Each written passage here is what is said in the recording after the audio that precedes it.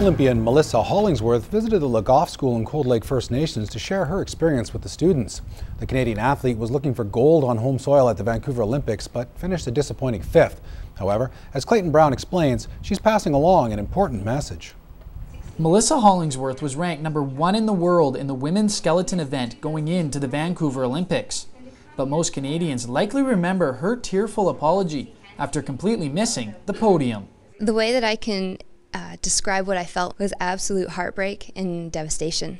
And what everybody saw when I did the post-race interview, that was genuinely how I felt. That's exactly how I felt. I was so sorry.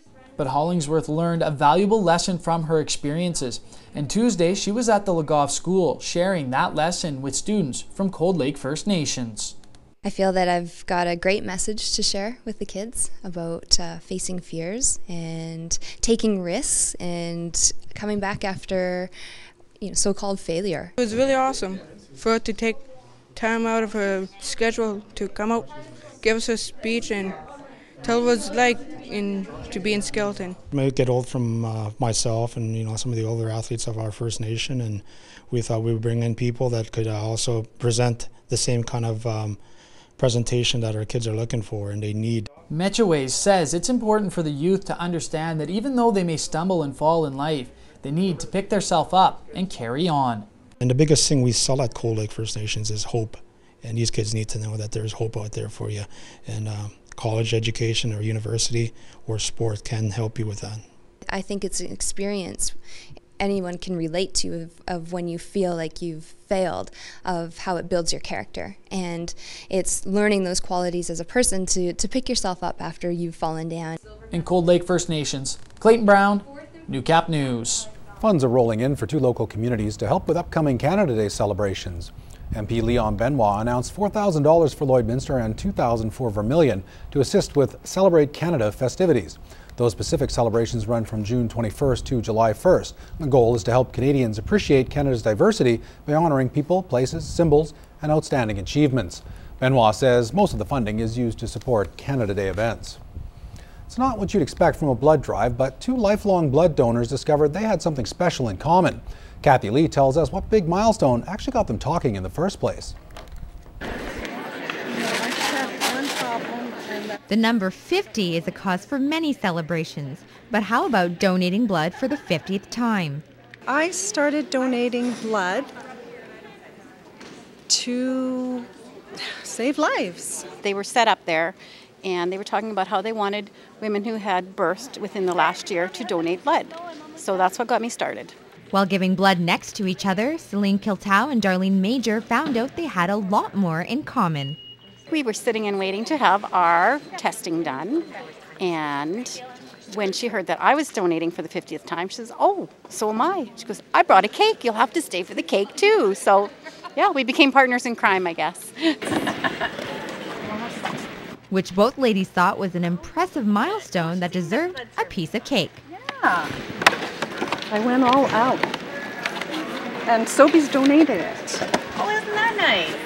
Considered veteran blood donors now, Kiltow and Major had some of their own advice for first-time donors.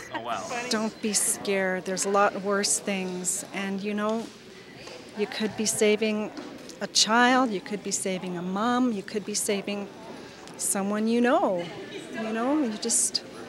there's so many reasons to give blood. They talk to you through the whole thing. They tell you exactly what they're going to do. They'll tell you if there might be a pinch or if it might sting. They ask you if the needle is comfortable. Whether you're A, B, or O, these blood sisters know any type of healthy blood is needed.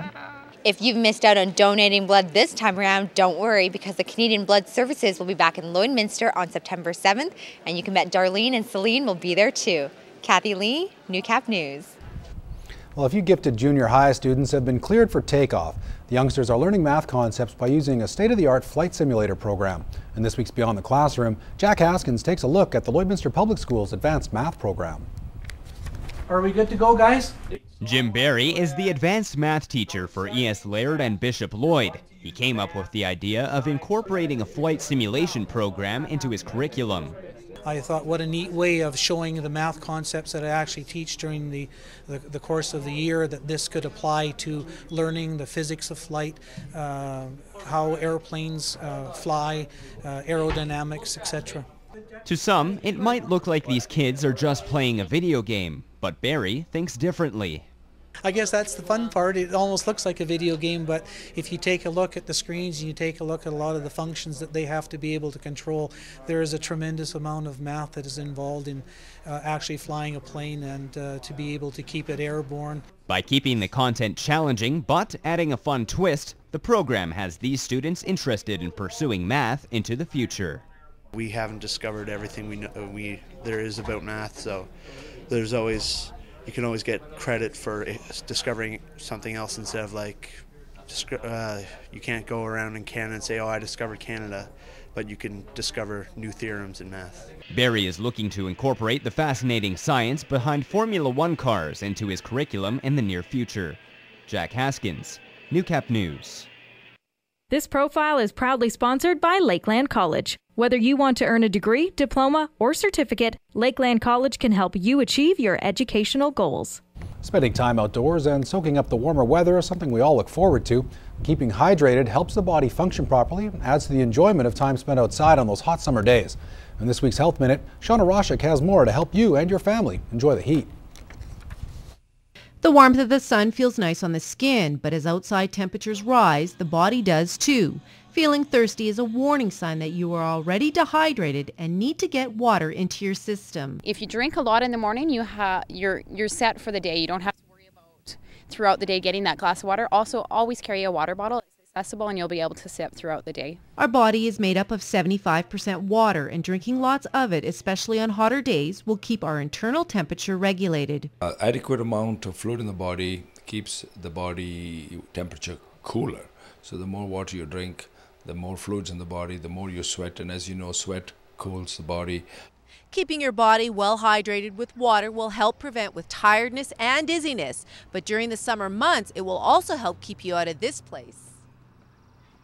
You can more likely get sun-related illnesses, heat stroke, heat exhaustion when you are dehydrated. Drinking enough water can be a challenge, especially for children. Kids generally don't want to drink water, but to make it fun for them as well, generally adding ice, straws, that helps to get more water in as well. Hillis also says to prevent dehydration, limit the amount of caffeine and alcohol, and suggests eating fruits like watermelon.